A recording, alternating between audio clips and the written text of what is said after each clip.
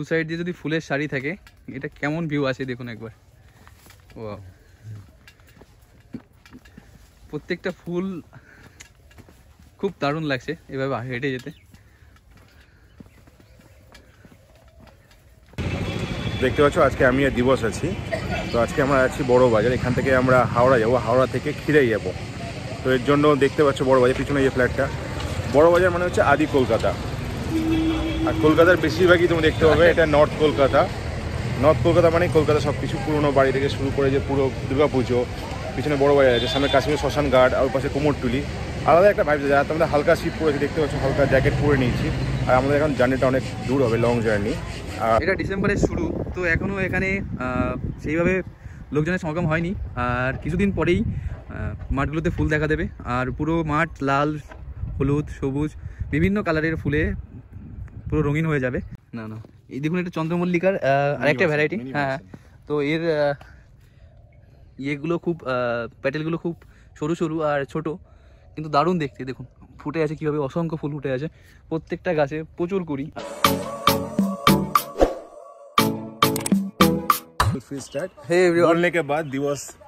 আমরা অনেকদিন পরে এই খিরাইতে আসলাম, আবার প্রায় 2 বছর পরে। এর আগের যে খিরাইয়ের ভিডিওটা ছিল আমার, 2 বছর আগের ভিডিও ছিল ওটা। আর এখন এটা ডিসেম্বর মাসের 2 ডিসেম্বর, তো একদম ফার্স্টের দিকে আমরা চলে এসেছি খিরাইতে। তো আমরা ট্রেনে আসার সময় যেটা দেখতে পেলাম যে এখনও ওখানে যে ফুলের বাগানগুলো ওগুলো এখনও সেরকমভাবে গ্রো হয়নি, মানে ফুল আসেনি ওগুলোতে, তো চারা অবস্থায় আছে। তো যেভাবে আসে সেভাবেই দেখাবো।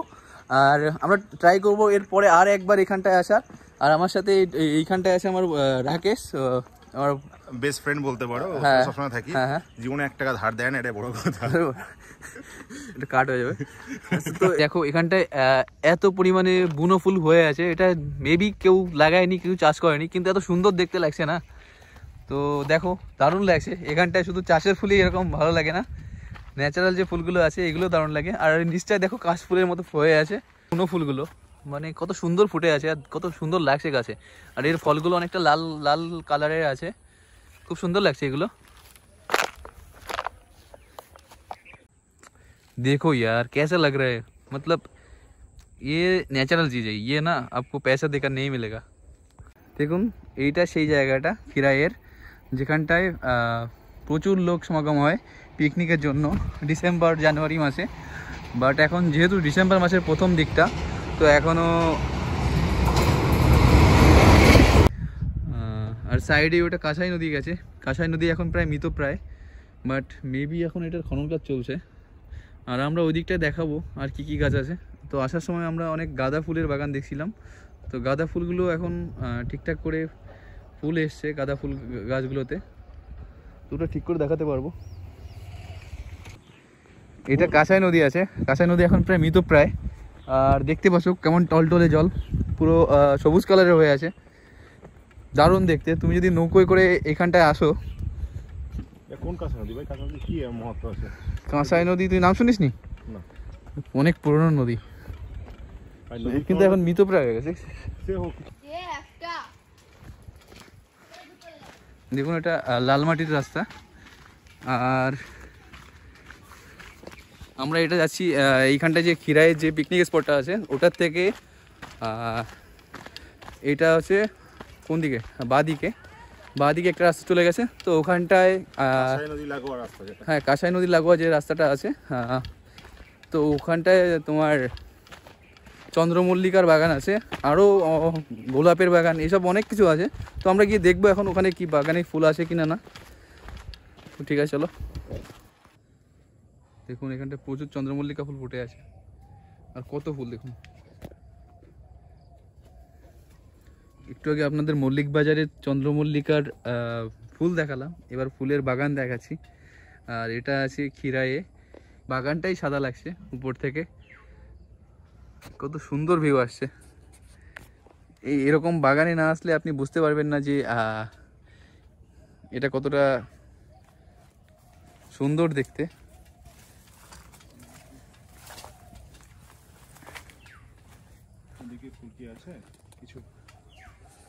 আমরা চলে আসলাম আরেকটি ফুলের বাগানে। তো এখানটায় সাদা, হলুদ আর পিঙ্ক কালারের চন্দ্রমল্লিকা আমরা দেখতে পাচ্ছি। আর প্রত্যেকটা বাগানে প্রচুর ফুল, অসংখ্য ফুল ফুটে আছে আর খুব সুন্দর লাগছে দেখতে। দেখুন সাদা ফুলগুলো। আর কেমন লাগে এরকম বাগান ঘুরতে আপনারা কমেন্টে জানাবেন। আমার তো খুবই ভালো লাগছে। আর পরিবারের সাথে এরকম একটা শীতের পিকনিকে যদি আপনি চলে আসতে পারেন এরকম কোনো ডেস্টিনেশনে, তাহলে ব্যাপারটা অনেক দারুণ দাঁড়াবে। তো দেখো প্রচুর প্রচুর ফুল ফুটে আছে আর সাদায় সাদা ভরে গেছে পুরো বাগান। দেখো দেখো কত ফুল ফুটে আছে একটা বাগানে, প্রত্যেকটা কুড়িতে কুড়িতে ফুল। আর দেখো এই সাইডটায় পুরোটা বাগান, আর এখানটায় তোমার পিঙ্ক কালারের আছে, ইয়েলো কালার আছে, হোয়াইট কালার আছে, দারুণ দারুণ।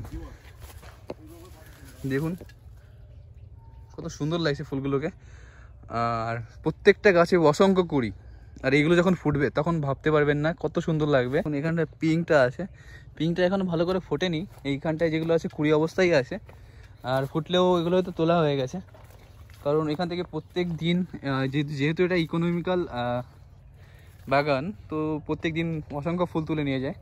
এইখানটায় দেখুন এই বাগানের ফুলগুলো আপনি একটু ম্যাচিওর পাবেন, মানে ফোটা ফুলগুলো কত সুন্দর লাগে। দেখুন পুরো কত বড় বাগান, এটা আপনি দেখতে পাচ্ছেন পুরোটা ছাউনি করা আছে প্লাস্টিক দিয়ে সেট করে।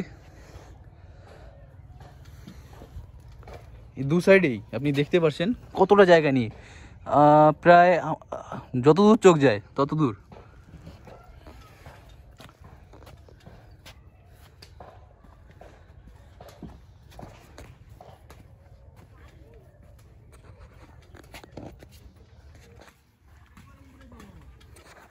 দেখুন ওই সাইডটায় সাদা ফুল আছে চন্দ্রমল্লিকা, আর এইখানটায় পিঙ্ক কালার।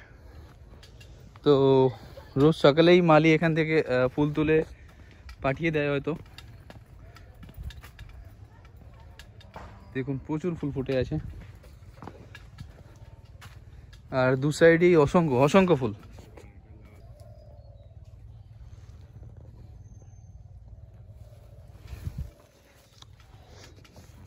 তো পুরো ক্ষেতটাই আপনাকে ঘুরে দেখাচ্ছি কত বড় জায়গা নিয়ে এটা আছে। কেমন লাগে এর মধ্যে দিয়ে যেতে আপনি দেখাই আপনাকে। চলুন দুই সাইড দিয়ে যদি ফুলের সারি থাকে এটা কেমন ভিউ আছে দেখুন একবার। ও প্রত্যেকটা ফুল খুব দারুণ লাগছে এভাবে হেঁটে যেতে।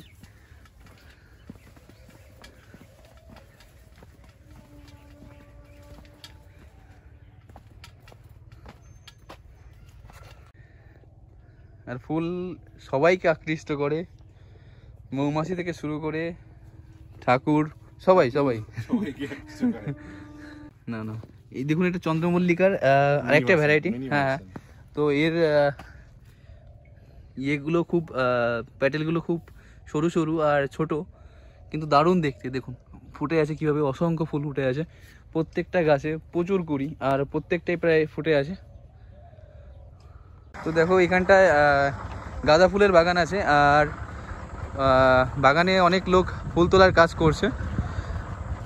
যেহেতু এখানটায় সামনেটায় পুকুর নদী খাল টাইপের আছে, তো আমরা যেতে পারছি না ওই সাইডটায়। আর এখান থেকে দেখো পুরো বাগানগুলো কত সুন্দর সাজানো।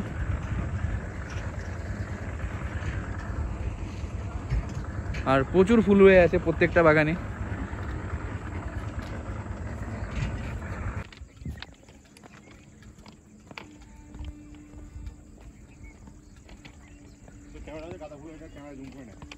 জুম করে নেবো, জুম করলে কাজ হচ্ছে না।